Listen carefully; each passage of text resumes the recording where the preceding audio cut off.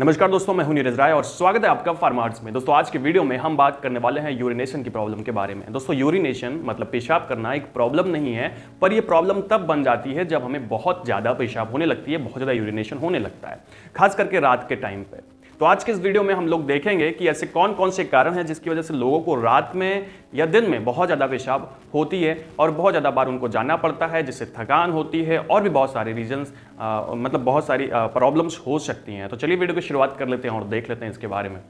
दोस्तों सब कुछ जानने से पहले आपको यूरिनेशन की प्रोसेस समझना पड़ेगा। तो यहाँ पे सबसे पहली चीज़ होती है, जब आपके यूरिनरी ब्लैडर में यूरिन भर जाता है करीब 500 लीटर, तो उसमें कुछ बैरो रिसेप्टर्स होते हैं जो आपके ब्रेन को सिग्नल भेजते हैं। फिर ब्रेन को लगता है कि हाँ अब यूरिन की उसको बाहर निकालना पड़ेगा, मतलब ब्लैडर को खाली करना पड़ेगा।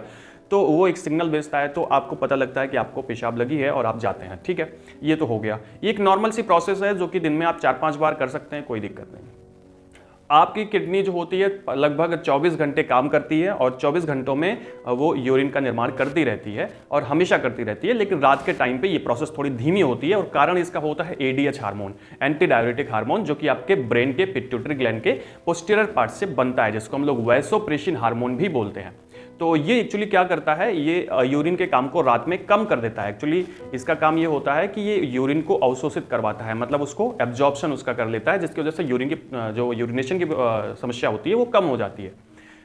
अच्छा, अब देखो होता क्या है कि अगर आपको रात में ज़्यादा पेशाब हो रही है तो उसके टाइम पे आपको बहुत ज़्यादा प्रॉब्लम्स का सामना करना पड़ सकता है। तो आखिर इसके क्या रीजंस हो सकते हैं कि आपको रात में ज़्यादा यूरिनेशन होती है, आपको ज़्यादा पेशाब करना पड़ता है? तो इसके कुछ कारण हो सकते हैं। अब चाहे दिन में ज़्यादा आप जा रहे हैं, चाहे रात में ज़्यादा जा रहे हैं, कुछ बीमारियां हो सकती हैं जिसकी वजह से आपको यूरिनेशन की प्रॉब्लम देखने को मिल सकती है, जिसमें सबसे पहली बीमारी होती है डायबिटीज़। डायबिटीज़ के बारे में आप अच्छे से जानते हैं कि डायबिटीज़ जब किसी को होता है तो उस टाइम पे यूरिन की प्रॉब्लम बढ़ जाती है। तो अगर आपको डायबिटीज़ होने वाला है या डायबिटीज़ है कुछ मात्रा में और शुगर है और आप उसकी दवा नहीं ले रहे हैं, तब आपको ज़्यादा यूरिनेशन की प्रॉब्लम हो सकती है। दूसरी बीमारी होती है किडनी स्टोन, जिसमें आपको यूरिनेशन की प्रॉब्लम हो सकती है। तीसरी बीमारी होती है हाइपरटेंशन, जिसको हम लोग बोलते हैं हाई बीपी की प्रॉब्लम। और इस टाइम पे अगर आप मेडिसिन ले रहे हैं तो उस टाइम पे आपको यूरिनेशन की प्रॉब्लम हो सकती है, क्योंकि जो हाइपरटेंशन की मेडिसिन होती हैं वो ऐसी होती हैं कि वो आपके बॉडी से एक्स्ट्रा फ्लूइड को बाहर निकालने का काम करती हैं। तो ऐसी कंडीशन में होगा क्या कि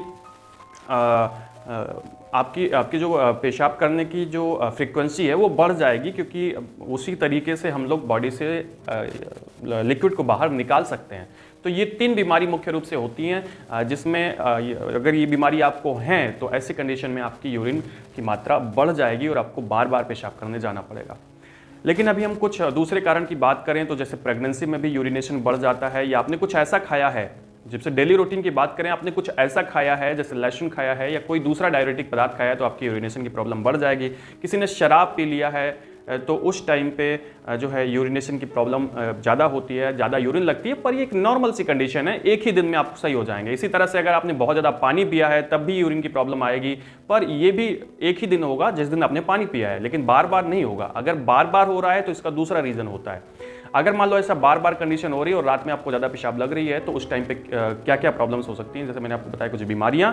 और दूसरी चीज़ यहाँ पे जो ज़्यादातर नॉर्मली देखा जाता है वो एडीएच की मात्रा अगर घट जाती है या एडीएच सही से काम नहीं कर पा रहा है। जैसे कि मैंने शुरू में मैंने आपको बताया कि एडीएच एक हार्मोन होता है, एंटी डायरेटिक हार्मोन, जो कि यूरिन की मात्रा को कम करने में सहायता करता है और खास करके ये रात के टाइम पे इफेक्टिव होता है। इसी वजह से देखो रात के टाइम पे हम लोग रात में सोते हैं, सुबह उठते हैं, तब यूरिन के लिए जाते हैं। बीच में कभी कभी चले जाएं तो बात अलग है, लेकिन ज़्यादातर मतलब दिन में देखो तो 2-2 घंटे पे जाना पड़ता है। ठीक है, तो यही एंटी डायरेटिक हार्मोन होता है। मान लीजिए अगर एंटी डायरेटिक हार्मोन जो कि ब्रेन से स्रावित हो रहा है, सिक्रीट हो रहा है, उसकी मात्रा तो कम हो जाए या फिर उसका इफेक्टिवनेस कम हो जाए, तो ऐसी कंडीशन में यूरिन की मात्रा बढ़ जाती है।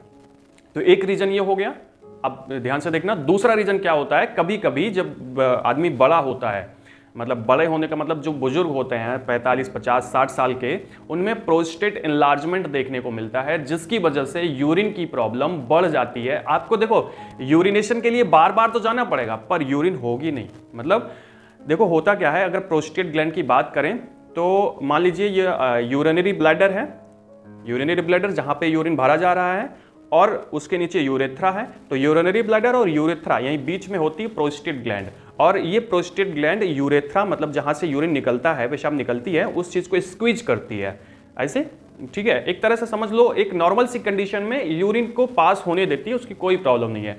लेकिन जब आदमी थोड़ा सा बढ़ जाता है, बुजुर्ग हो जाता है, तो उस टाइम पे प्रोस्टेट ग्लैंड्स थोड़ी सी बढ़ जाती हैं, एनलार्जमेंट उसमें हो जाता है, जिसकी वजह से अब सोचो कोई चीज बड़ी होगी तो प्रेशर भी तो डालेगी। तो यूरेथ्रा की जो पाइप है उस पर वो प्रेशर डालती है। अब प्रेशर डालने की वजह से जो पाइप है स्क्वीज हो जाती है, पाइप स्क्वीज हो गई मतलब दब गई। अब सोचो उसकी मात्रा देखो कम हो गई, मतलब उसमें से जगह कम हो गई। अब ऐसे में जगह अगर कम हो गई तो जब भी यूरिनेशन करने जाएंगे तो क्या होगा कि बहुत बूंद बूंद करके या थोड़ी थोड़ी पेशाब होगी। तो उस टाइम पे आदमी क्या करता है कि थोड़ी सी पेशाब करेगा, लेकिन अभी भी उसके यूरिनरी ब्लैडर को पूरी तरह से एम्प्टी नहीं किया गया होता है, और फिर से आके बैठ गया।